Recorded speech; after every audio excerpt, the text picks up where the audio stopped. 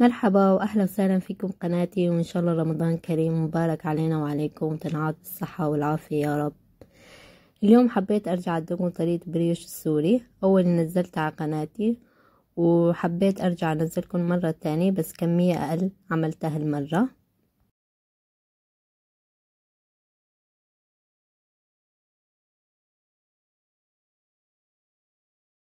اول شي بضيف كاسة حليب دافي ما يكون سخن كتير، بعدين بضيف فوق ظرف خميرة فورية، بحركهم مع بعض مظبوط وبعيفها شي 10 دقايق، بتغطوها طبعا.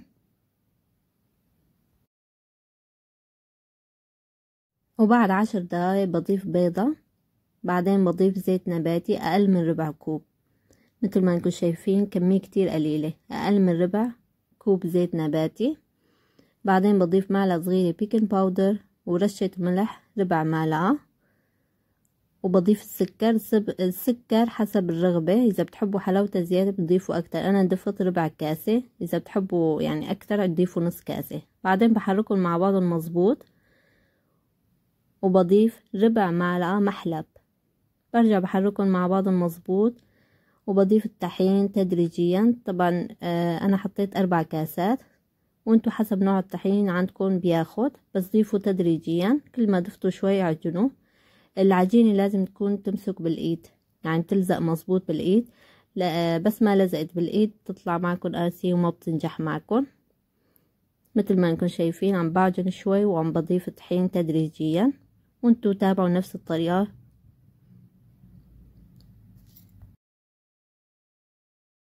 عجنت شوي، ضفت معلقة كبيرة زبدة، برجع بعجنها مع الزبدة. هلا الزبدة بتخلي ما تمسك بايدي مثل ما نكون شايفين.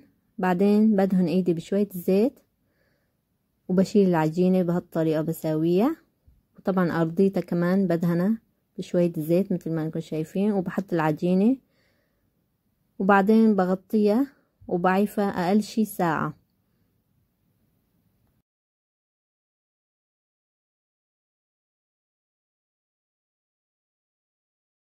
وهون بعد ساعة بطالوا الهواء من العجينة بهالطريقة، ما بتعجنوها ابدا بس بتلموها مع بعض، ما بده عجن.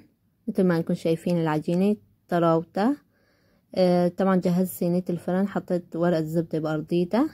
هلا باخد قطعة صغيرة بهالشكل بشكلها. طبعا الحجم بيرجع لكم، تحبوها صغار كبار بيرجع لكم.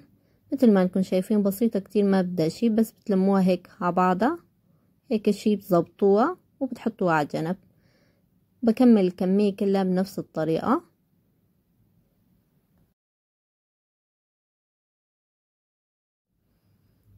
وبعد ما بخلص الكمية بعيفها شي نص ساعة كمان، بتغطوها بشي منشفة نظيفة، تقريبا نص ساعة بتعيفوها. وبعد نص ساعة بتجيبوا صفار البيض مع شوية حليب، بتدهنوها بهالطريقة.